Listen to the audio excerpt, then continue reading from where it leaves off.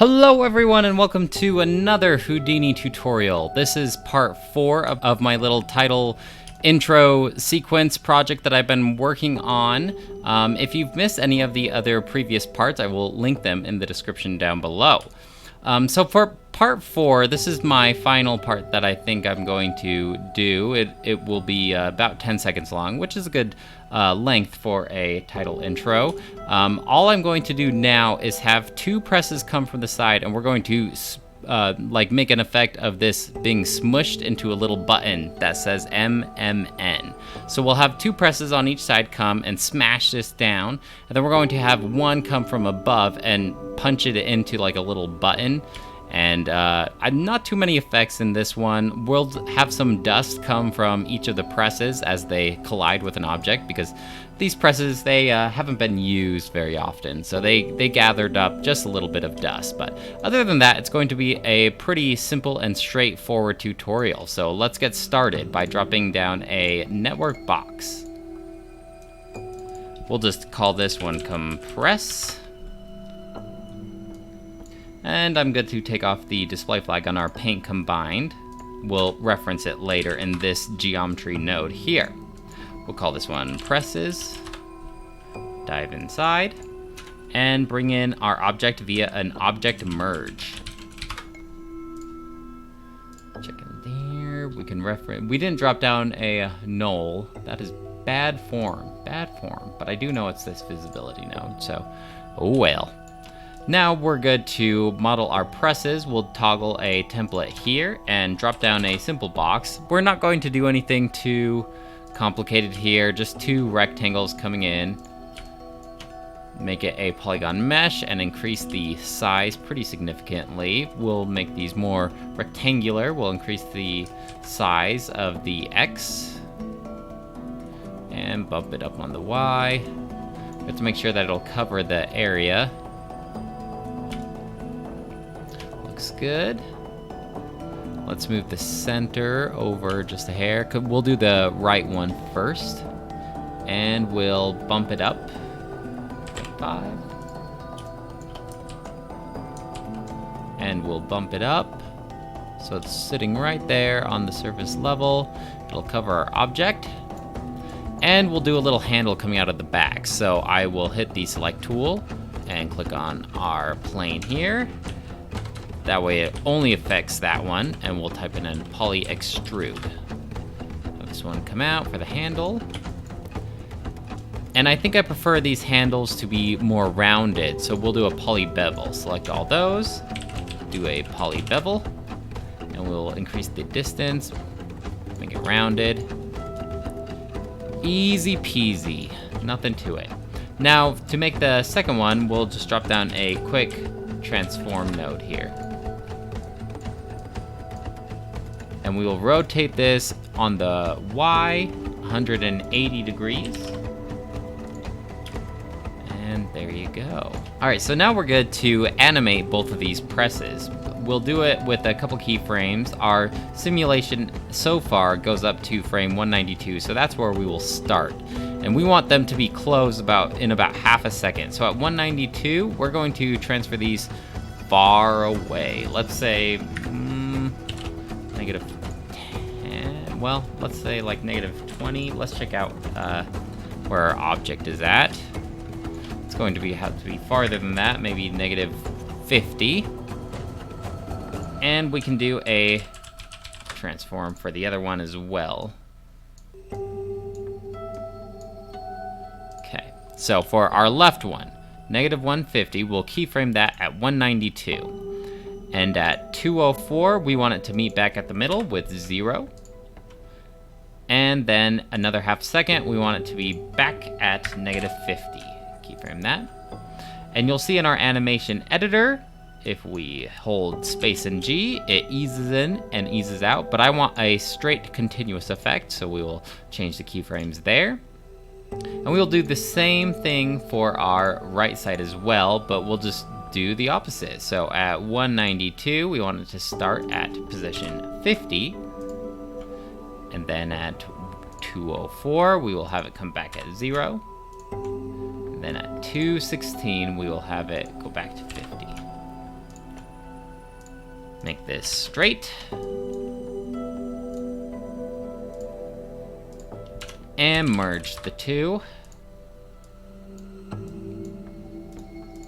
We'll drop down a null so we can reference this later with outside presses. Let's take off the template. We can see them smash together and then open back up. Perfect. So now we need to delete our poured mold that we have created. We can normally do that with a delete bounding box, but since we're working with two boxes here that will also be deleting, they don't like to play nice together. So we're going to have to create our own bounding boxes. It looks like I'm going to have to slide these presses over just a hair, so then they cover our mold. Let's see here, 205.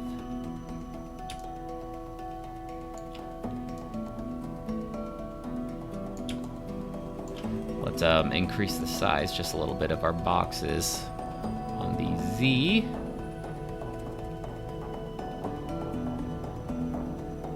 Perfect. Okay, so now let's go ahead and create our own bounding boxes. We don't really need to work with these handles at the moment. I'm going to put the transform over here. So we can proceed by deleting these handles, just making a little blast. Select those, hit the delete button, and you'll see here that it made a blast. Let's take that after the null. And we want to do a point attribute to transfer them onto our mold. And then we're going to tell Houdini, hey, if it has this point attribute, I want it to be deleted. And the easiest way to do this is by changing the color of our objects and transferring the color attribute to our mold. So first things first, we need to assign a attribute to our points. If you hit this little display points here, you can see that we have points all around our box, but they aren't in the center, unfortunately. So before we actually continue on, we're going to need to close down these gaps. Let's hit our select tool and our edges and select this box here, tab, and do a polyfill. Now it's just one solid object. And the reason we're doing that is because we're transferring a color attribute to our mold here, and we're going to tell Houdini, if it is this color, delete it. And our color attribute currently, if you hit the I right here, is on our, well, we don't have a color attribute, but it defaults to the points. So if you hit this point tab here, you'll see points all around our object. We're going to fill up these objects with points, because if we just have it right here and it's going over our object, it's going to be all scattery and won't give us the effect that we're looking for. I'll show you what I mean as we go along. You'll be filled in later. So let's do an ISO offset, and this is going to fill up our object with a volume. You can see these little dust clouds here. Now let's fill these in with a scatter, and that'll just put points all along the object. Here. We can take off our relaxed iterations. We'll just have them the default size, and we want it to be pretty close. So let's adjust our ISO offset by upping the uniform sampling divisions. This way it's the proper size of the boxes, and then we'll scatter objects, we'll scatter points within that ISO offset. The more points you have, the smoother and cleaner this will look, so I will do a ton of points. Right here, we can take up our relaxed iteration. Okay, so now let's add a color attribute to this. Dropping down a color, wiring this in. And I want you to look at these three numbers in particular. These three numbers are known as a set. So each color is assigned a set number. White would be a 111. And let's see, red is a 100, blue would be a 001, and black is a 000. I want you to pay attention to this set because when we type in a little bit of code, we're going to need to know the number of this set. So that's why I'm pointing it out now. So if you watched my spray painting tutorial a little earlier, you'll know that to transfer attributes to another object and have them keep that attribute, we're going to have to do it in a solver. So let's drop down a solver, wire in our initial geometry there, and our color in this attribute 1, hit the tab, and you'll know that we need to drop down a switch. And this tells us to activate at a certain frame instead of just our previous frame. Our input 1 here is our mold, that's our initial geometry, and our input 2 would be our color. So in our switch, we are wiring our input 1, hit the tab, and in our input, we are typing in $FF, that's our frame, is equal to 192. That's when I want this whole simulation on this solver to start. Now we're doing a attribute transfer, because we're transferring the color attribute. Transfer from, transfer to, hit the display flag there. Let's reset the simulation. Go somewhere where the objects are close together. Sometimes you have to hop out and hop back in. And you can see down here this little cooking time. Since our simulation is already so complex, like it's so detailed, it's going to take a while to get up to this point. It might be easier to mess around with the attribute transfer outside of the solver to get the proper amounts that you want, rather than keep on messing with it inside the solver and having to wait for it to buffer up to this point. So let's go ahead and do that. I'll hit the escape button, stop loading, and we'll do an attribute transfer outside. Because right now we're just testing things out. We don't need for it to keep the attribute right now. And I want to transfer the color attribute, which is known as CD, in the points. We can uncheck this primitives. And in the conditions, this is where we manipulate how far our range is for transferring this attribute. As you can see right now, it's already just covered the whole thing. It's not even anywhere close to the boxes. We can lower the distance threshold to get the proper parameter.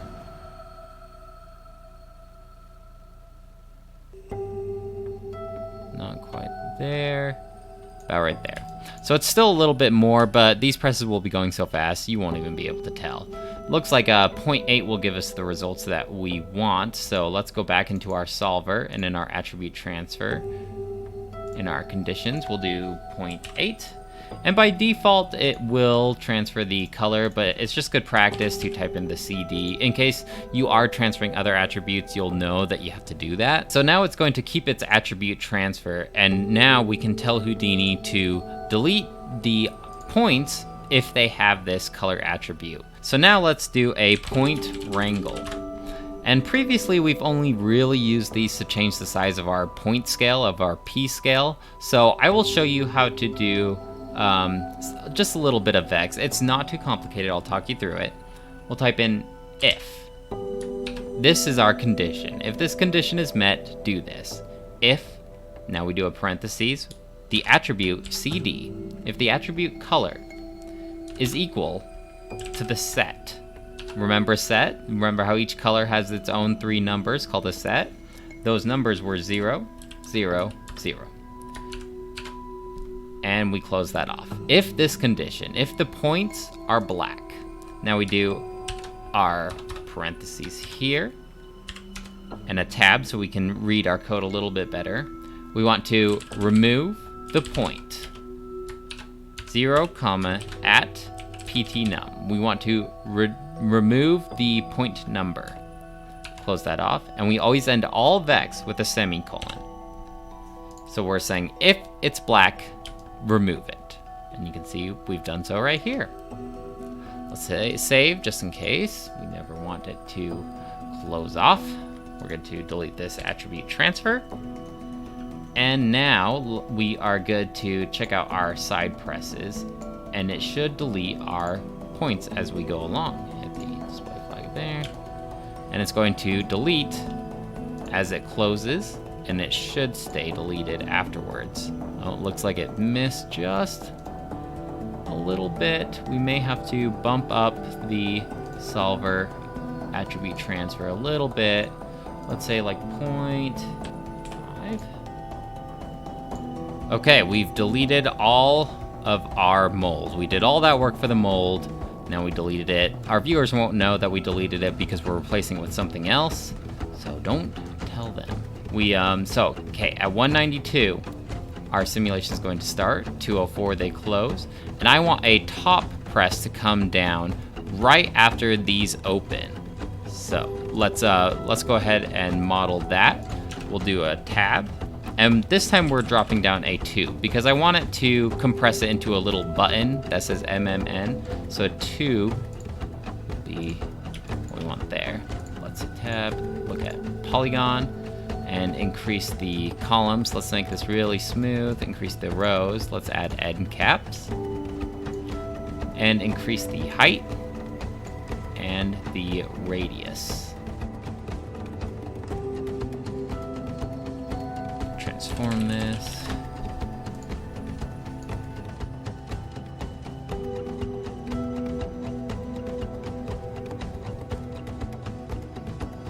Okay, make sure it's level with the ground. And now let's make our handle. We'll do it similar to the boxes. Select our primitives. And we'll do a poly extrude.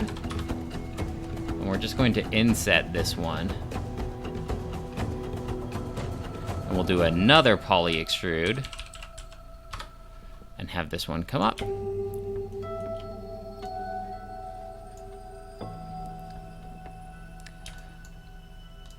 So we want this one to come down right as these close because we don't want to see that we've already deleted the object.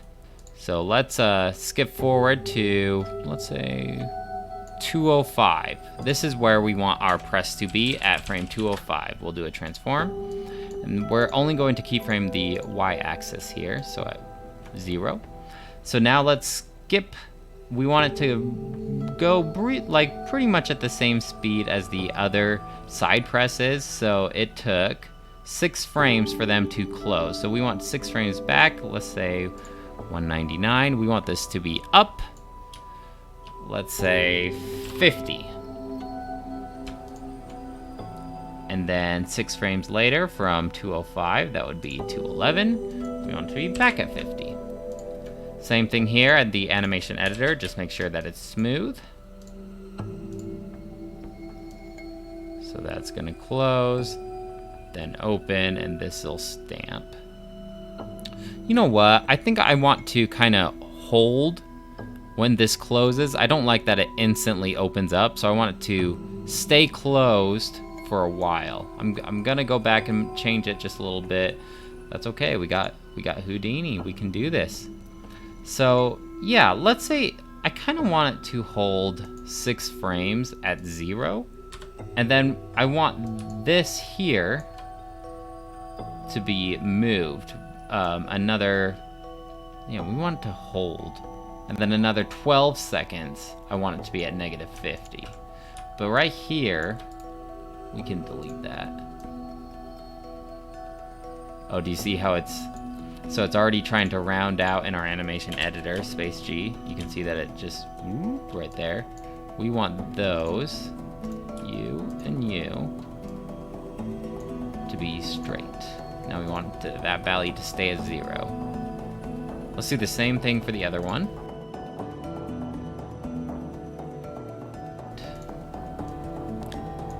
Let's check it out, merged. Okay, now we can change our top press here. I'm liking that look better. Sorry about that, I just made an on-the-spot decision. So in 6, we still want you to be at 0. Oh, we actually want to completely change when this comes down. Let's start that over. So we'll do a transform. We want you to only come down when these start opening up. Right there at 211, we'll keyframe that. And at 205, we want you to be at 50. We want you to stay at 0 at 217. And then we want you to slowly lift back up to 50. Check out our animation, make this straight.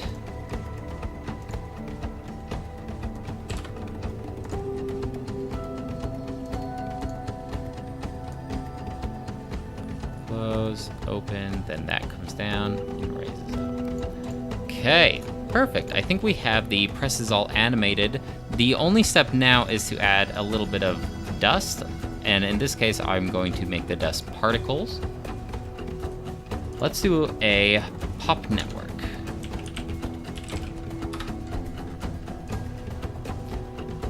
First thing we got to do, let's hit the display flag on our sides. We have to make a emitter for these particle effects. So when this closes, we want to emit particles out of this seam here where they meet. Looks like we'll do a grid, and we'll just kind of match it roughly the same size as our two presses are. Raise it up. You're not going to be able to see this really, just where it emits particles, so it doesn't have to be exact. Okay, we have our emitter. Let's wire it in. Hit the display flag right there. Source, birth. We don't want it to emit anything until it collides at 204, so let's hit 0 there. And we have our emitter here. Nothing's going to happen because it's not emitting particles. So at 203, we want the constant birth rate well, let's do frames. Every frame we want it to be at 0. Hit the keyframe. And then we'll hop forward 1 at 204 and emit 5,000. And then at 205, go back to emitting 0. So 5. Boom. Okay, so you'll see that they just stay on the plane, nothing's happening, and it's because we don't have any force. Normally, if you use like the shelf tools, or if you use like a flip network with fluid, there will be gravity. But in this case, there's no force, so we have to add a force. So there's no force, and we can manipulate that in the pop source here. Under the tab attributes, we don't want to use inherited velocity, we want to set the initial velocity. And looking at this, when it goes, we don't want it to shoot on the x-axis. That would be kind of weird for it to go through the presses themselves. You want to be able to tell, you want to be able to see it through the presses, but you could see the particles wanting to move this way, and that's not naturally what dust would want to do. Normally it'd want to fly up and out the sides. So we don't want to add anything to the x-axis, but we do want to turn on the y and the z. And here we can add a little bit of variance. I don't think it would be moving left and right too much, maybe like 5, and well, 20 and 20. Let's see what this looks like. Okay, they're springing out. That looks, yeah, I think that looks good. If you can see, one glaring issue that dust would not have is that it continues to survive, and it's just spreading out constantly. Normally, the life expectancy would be much lower than 100 seconds. Let's say maybe like 0.1 with a 0.025 life variance. Let's see what that looks like. That might be a bit too short. Let's try 4.25. Now we're good to add maybe a little bit of variance. It seems a little too uniform. So let's do a pop force.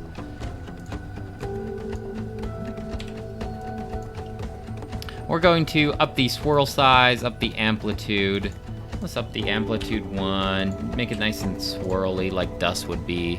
It's not so uniform. Maybe a little more. Okay. These are going to be a lot smaller than it looks like right here. We'll adjust the P scale later. So let's check out the sides are going to come. Dust is going to fly. They're actually living a bit too long. I'm gonna go back and change that birth back to 0.25. It shouldn't be very obvious. Like, you shouldn't say that dust is lingering. That looks a little more acceptable to me. I might go back and change that as we see the whole project as a whole. Now we're going to do the same thing for our top press. Let's drop down to null for him. Out, top, press. And we'll just do a circle similar to the grid here. Change it on the Y. ZX. Up the scale. Same thing.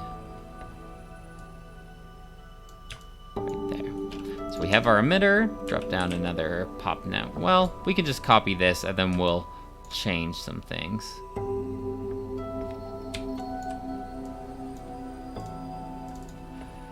So ours doesn't come down. Let's see when the top press comes down. Our top press doesn't come down until 211. So we'll have to change that birth. Delete. 211. What did I say? 1500? And at 210 be 0. 212 be 0. A couple things we have to change here in the attributes. It would be weird if it went on the Y, so we're going to have to turn that off. 520. Same thing with our pop force. Okay, everything looks good there. Let's check it out. Looks good. I think we're good to model our button now, and that shouldn't be too hard. So let's check out at 211. Well, let's make sure we drop down our null so we can keep track of everything. We'll call this outside dust. And we'll call this one out top dust. So to model our button, we'll do a circle, put it on the ZX, similar to our emitter. I want it to be the same size as my press, like it molded it on there. Let's make this a polygon with plenty of divisions, maybe like 100. We'll do a poly extrude, give it a little bit of depth.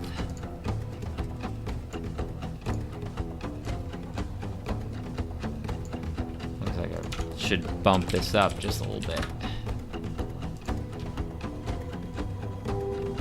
We want to output the back so it's a full thing. Let me check the height of the mold real quick, just to make sure we have it similar height, because it'd be weird if it increased in height. Yeah, see, we need to lower the poly extrude a little bit.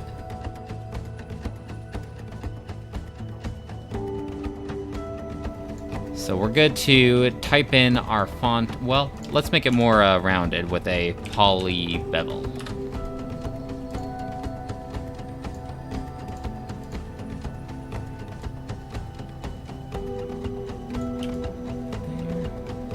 Nice clean button.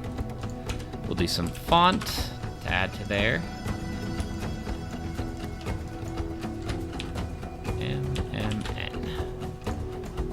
We want a high level of detail, and we want it to overlap. Okay, let's just make sure that we match the font of Missing My Niche. Copperplate Gothic Bold. Yep, that's the one. Now we have to align it, make sure that they are... I think that works. Let's line it up so it matches our button with a transform.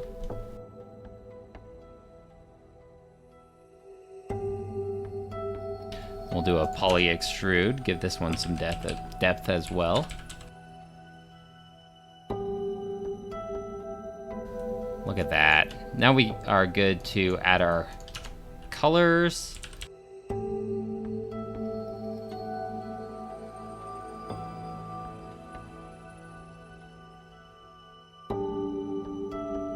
We'll just hit a copy parameter, and then we'll paste the whole parameter so we get the right color. Click, paste relative reference, and this is actually purple, not teal. Copy parameter. We're just copying the whole set, if you remember. Paste relative reference. Now we'll merge those together.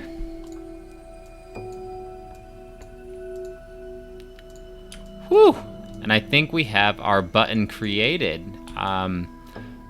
as far as right now, I think what I'll do is I'll just cache everything out, make sure the simulation runs smoothly, and then I'll just polish it off to prepare it for rendering. So I'll apply materials to everything, I'll add lighting, I'll add a background that's suitable for this, and then guys, I'll just render it out. I think I'm pretty happy with how this is looking. I might make a little tweaks here and there as I go along. I just figured it'd be kind of boring for you guys to watch me like do this trial and error thing, trying to find materials that I like. You pretty much got the whole meat of how I went about creating this whole simulation. So once it's rendered, I will plug it into After Effects and adjust it there, and maybe add a little bit of sound effects, and then I'll render this out and I'll have my title intro sequence. I appreciate you guys watching this whole time. Sorry if it is kind of boring. I really find this kind of stuff interesting. So if you have any questions about any of my methods that I did, or if you have any suggestions on how to make this better, I'd love to hear from it, because, you know, we're all just learning from each other. So please let me know, and I really appreciate you guys watching. I can't wait for you to see the finished product. I'm pretty excited for how it's going to look, and I think it'll really class up the YouTube channel, if you know what I mean. That should be it for now, guys. Thanks for watching. I'll talk to you later. Bye!